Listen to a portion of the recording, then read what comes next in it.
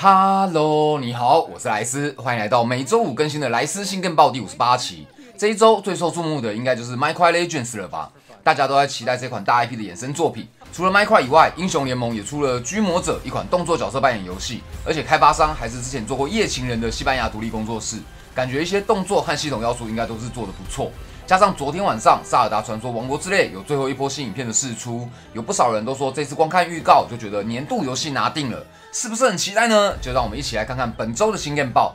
影片开始之前，先来介绍一下今天的干爹 Filmora。现在的人多多少少都会有剪片的需求，如果你是新手，不知道该从哪一个软体开始 ，Filmora 绝对能够让你很快的上手。不管你是手机、平板或是电脑都可以使用。第一次打开软体，就从素材导入、上特效到最后的输出，完整的带你走过一次流程，而且操作十分的直观。简单的拖、拉、放就可以使用特效，还有大量的素材、滤镜和模板可以套用。最大的亮点还是他们导入时下最夯的 AI 功能。你们也知道我最近沉迷 AI 绘图，每天起床就先来个10连抽，想把自己的女儿或是影片主体抠下来去背，只需要简单一键就能够完成。之前有看过同事用 A1 做特效和去背，一看到那个界面，我头就晕了。现在不管你要把人物抠下来做物体的追踪，还是要把语音转成文字上字幕，都能够用 AI 轻松完成。官方也有许多的教学可以参考，现在到官网下载免费的试用版就能够立即体验。重点是价钱超级的有竞争力，有着比其他软体更多的功能，更好上手以外，价格还更便宜。有兴趣的话，马上点击资讯栏的链接下载试用看看吧。首先，第一款 Beyond the Long Night 由 Noisy Hand Games 开发，预计今年的4月18号发行正式版。这是一款像素风格的 roguelike 动作冒险游戏，主角的设定跟以前红白机上面一款非常知名的老游戏《气球大战》很像，身上的气球数量就等同于生命值哦，充满情怀的设计。在这个陷入时间循环的世界中，你除了要探索随机生成的洞穴，还要利用射击、闪避的基本技能来杀掉魔物。这些魔物虽然看起来都很可爱，但是都不太好惹，普通的射击都得射个好几发才打得死。这时候，除了投掷随地捡起的物品以外，在这个洞穴里面还会有一群友好的原住民 NPC， 透过跟他们交谈跟解开支线任务，你就能使用他们给予你的超能力帮助你通关。随着你跟他们的感情越来越好，除了可以升级超能力以外，还能够进一步得知每个 NPC 背后的故事。即便你不断的死掉重来，这些故事也不会被遗忘掉。那这一款的试玩版我稍微碰了一下，手感还蛮不错的，双摇杆射击的特性搭配上手把来玩操作起来也很流畅，加上8B 的风格的 BGM， 再带一点点解谜的要素，一个不小心就玩个4、5轮去了，毒性颇深。可惜试玩版长度比较短，超能力的升级跟组合会有什么样特别的演出，目前还看不太出来，就等正式版出来有机会的话，应该会买来玩玩看。第二款《我的世界传奇》由 Mojang Studios 和黑鸟互动共同开发 ，Xbox Game Studios 于今年的4月19号发行正式版。这一款在上一期新电报的 XGP 首发名单中有介绍过，首发就会登录 XGP， 订阅后免费游玩的游戏，是以Minecraft的世界观衍生出来的动作策略游戏。目前公开的游玩模式有单人模式、多人模式跟 PVP 的竞技场，多人模式最多支援到4v4。那游玩方式是以第三人称的视角来操作角色，在探索地图的过程中，你可以直接收编路上遇到的温驯生物。主线故事中，你算是被召唤到异世界的勇者，要解救大陆上被朱布林大举入侵的土地。在游戏中，你可以利用精灵来收集木头、石头、铁矿等相关的资源，也可以直接把建筑放在指定想要的地点之后，就会有精灵来协助你搭建防御的工事，不需要自己一砖一瓦的慢慢盖。游戏目的除了要防卫自己的村庄以外，还要攻下对方的传送门。沿路可以号召友善的生物，像是狼、苦力怕等来协助你进攻，也可以在敌阵外侧边缘盖属于自己的生怪砖建造部队。如果碰到比较难攻的地形，导致你的部队无法进攻，也可以建造桥梁、防御工事等建筑，把Minecraft本家游戏的世界观完整的运用在这款游戏上。从开发者直播的试玩影片看下来，和一般的策略游戏玩法差不多，比较大的亮点不外乎就是随机生成的Minecraft世界观地图，以及还原了原作中各有特色的 Mobs。虽然先前的延伸作 Minecraft Dungeon 评价不算太好，但是因为首发登录 XGP 的关系，应该还是会有不少玩家玩。这款我有拿到媒体先行版，已经在进行测试，也可以等我的心得或者其他 YouTube 的影片之后再做决定。第三款《创世方舟》由 CyberScape 开发，同公司于今年的4月20号发行正式版。嗨呀，这款我熟啊！先前原本有合作要介绍这款游戏，当时还是手机的免费版，在网络上也可以找到大量的攻略和心得，真的是一款蛮不错的游戏哦，也略带一点毒性。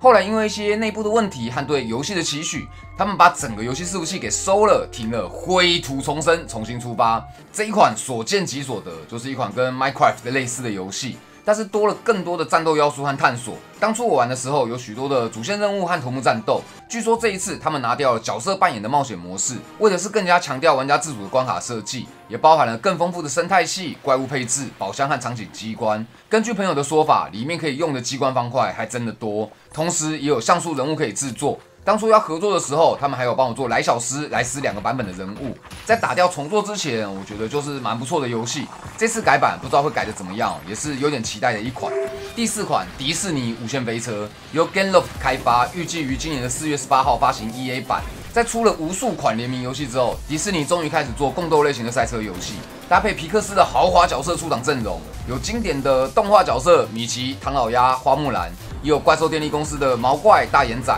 还有前阵子讨论度很高的杰克船长也会登场。赛道场景也是配合了各部作品的著名演出画面，像是美女与野兽的 Be Our Guest， 还有怪兽电力公司的传送门、神鬼奇航的幽灵船也都重现在赛道上。迪士尼可是出了名的很会照顾粉丝，看了这些演出相信铁粉们应该都会买单。不过本款游戏才免费商城制，虽然只要购买第1阶的创始包就可以抢先体验，但看到后面出的豪华包尊爵包，好像闻到了一股味道，你们说呢？陆行鸟赛车乔可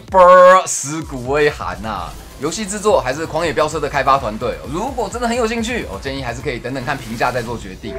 第5款 God of Rock 摇滚之神由 Modus Games 开发，自行于今年的4月18号发行正式版，把音乐跟格斗2个要素融合在一起的节奏游戏。游戏玩法基本上跟一般的音乐游戏一样，音符会从画面两侧出现，按得越准，攻击力越强。其中一方没有按好的话，就会被扣血。如果双方同时在正确的时间按下按钮的话，攻击会互相抵消。演出的感觉就很像武打电影里面2个人很有默契同时出招的样子。再来就是格斗游戏常见的 EX 能量槽设计，在歌曲播放中的任何时间点输入对应的指令，就可以利用能量槽释放特殊的招式攻击对手，看似造成更多伤害，或是增加对手的音符，甚至是喷一些奇怪的液体在对方的谱面上面等等。老实说，看到这个系统的设计我第一个想法是要按音符都来不及了，怎么可能还有手可以按指令出来？大概是要抓歌曲中间音符比较少的空档来使用。另外，当谱面下方的 Ultra 气条挤满之后，可以消耗全部的三格气来使出华丽的必杀技，无论防御与否，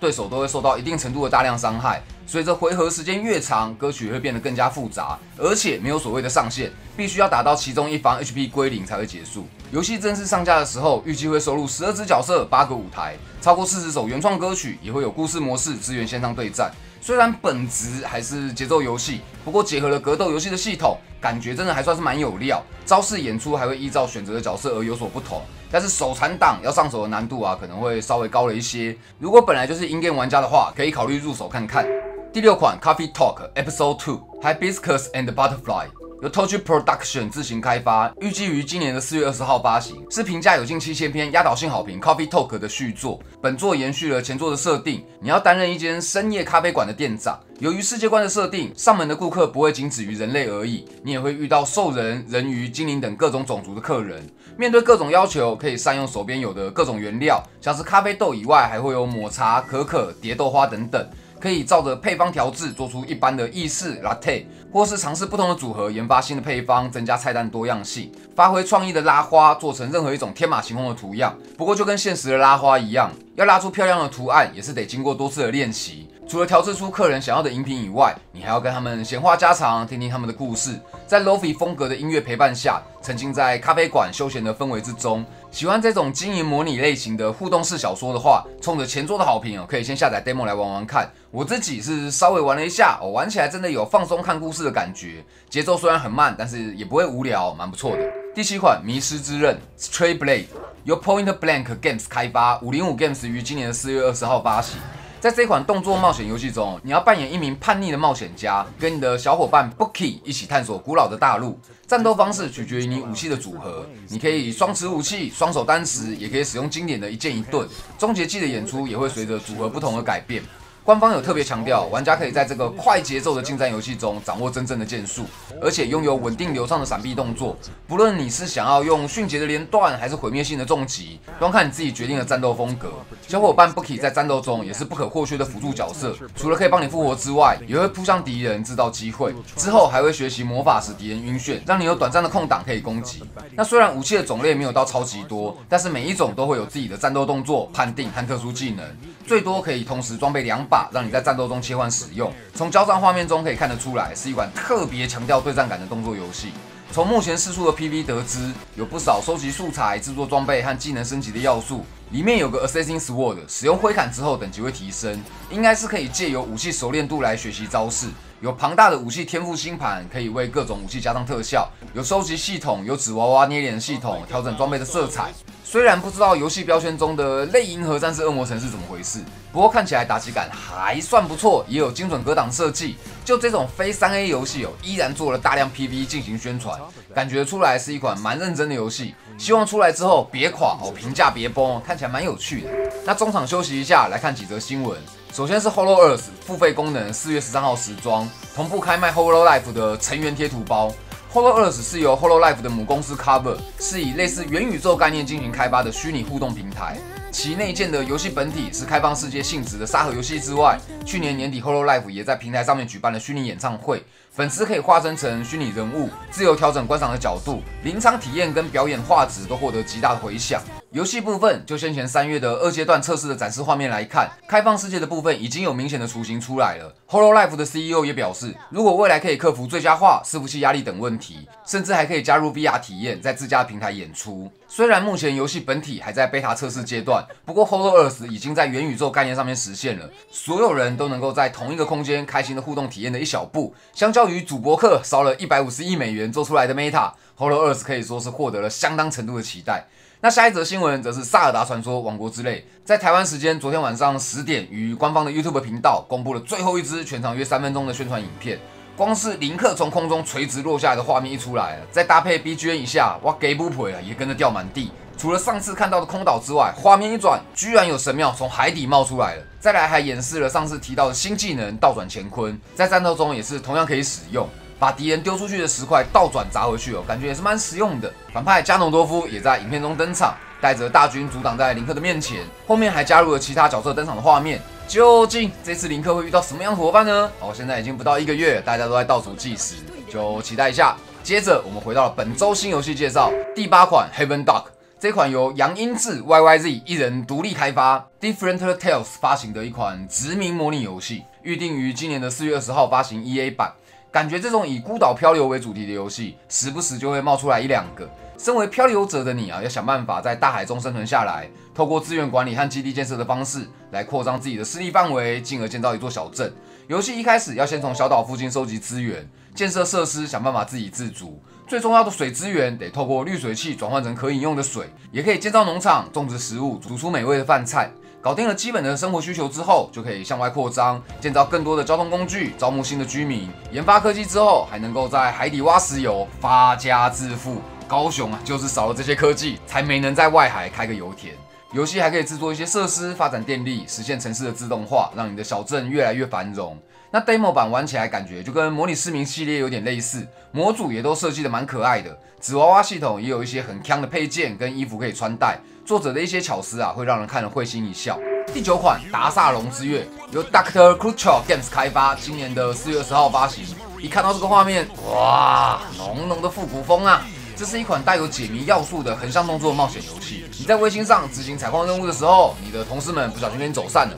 没办法，采矿任务只好变成救援任务。想办法找到你的同事们，并且把他们带到最近的基地。在路上，你可以使用雷射枪、喷射背包等道具击退敌人，对同事们下达正确的指令，保护他们，或是请他们协助取得关键的道具。如果你下达了错误的指令，或是没有尽到保护同事的责任，他们就会无情的对你开嘲讽、讥笑你。真的是没搞清楚谁才是真正的老大。另外，这个8bit 的 BGM听起来好像有点熟悉，不知道大家有没有听过黑眼豆豆这个团体呢？那虽然是复古老式的像素风格游戏，但是一些画面在运动的时候，还是可以看得出来很细致。在游戏中可以感受得到制作组的一些恶趣味，例如说一开始进游戏的教学会要你练习一下跳跃，系统不但会告诉你说跳跃键放在 LT 的尖键位，同时也用人物角色吐槽一下开发商怎么会放在那么奇怪的地方。整体来说，应该是个有点恶搞的横向解谜动作冒险游戏。第9款《火山公主》由养蛋人工作室开发，加美拉游戏于今年的4月21号发行。绅士们最爱的养女儿游戏来啦！好像很长一段时间没有介绍过这种类似美少女梦工厂的游戏了齁。游戏故事背景设定在欧洲中世纪的火山王国。在你已故的妻子去世之后，你必须独立抚养你的女儿。要成为社交名流、屠龙勇者，还是走上黑暗邪恶的道路，全部都看你如何培养她。从女儿6岁开始，你就得打理她的日常跟安排课程，陪她一起探索新的爱好跟兴趣，尝试不同的工作和活动。同时还要培养父女之间的感情，适度的休息放松，一直到女儿成年之前，你的每一个决定都会影响到她的未来。游戏界面的画风跟人设美术都充满了日式的风格，还特别请来了曾经替动画《木蝉》系列的龙宫里奈配音过的知名声优中原麻衣来担任女儿的日文配音。游戏整体的质感蛮不错的，在一些画面细节上看得出来颇为用心。如果在游戏的最大重点多重结局上能够处理得宜的话，应该是一款还不错的养成游戏。第10款联盟外传《居魔者》由 Digital Sun 开发 ，Riot Games 旗下子公司 Riot Forge 于今年的4月19号发行正式版，是一款基于英雄联盟故事背景的动作角色扮演游戏，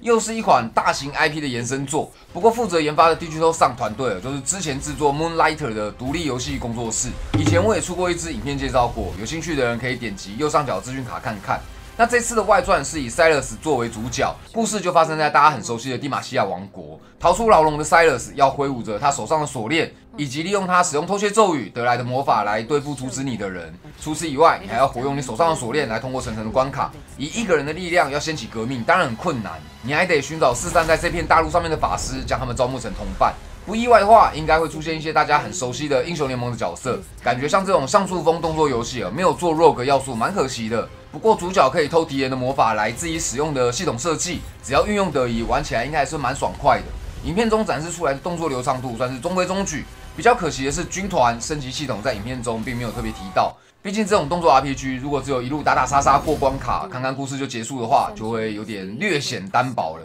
那如果是本来就喜欢英雄联盟故事的人，就可以关注看看。第11款桌面地下城回溯由 QCF Design 开发，今年的4月18号发行，是 Desktop Dungeons 的3D 重制版，和前作一样是个回合制的地层探索 roguelike。身为王国管理者的你，为了壮大自己的国家，派遣各种不同种族、职业的英雄前往地下城冒险。除了能找到各式各样的宝藏充实国库以外，还能够透过击杀敌人提升自己的威势。不过神秘的地下城并不是那么容易被攻破的，冒险者每次都要面对随机产生的地图，强大的魔物每一次的攻击都足以致命，必须善用探索新区域能够恢复状态的游戏机制，来谨慎规划你的前进路线，以免在面对最终敌人的时候没有回复手段。不过，即便死亡也不用太过担心，游戏独特的回溯机制允许你倒带回到前一个阶段，可以想好别的策略之后再进行挑战，击败敌人取得的战利品用来换取黄金，建设你的王国，吸引更强大的冒险者前来投靠。稍微看了一下前作的评价，有超过1000篇的88%极度好评。玩家普遍认为地下城后期的难度很高，不太能无脑硬打。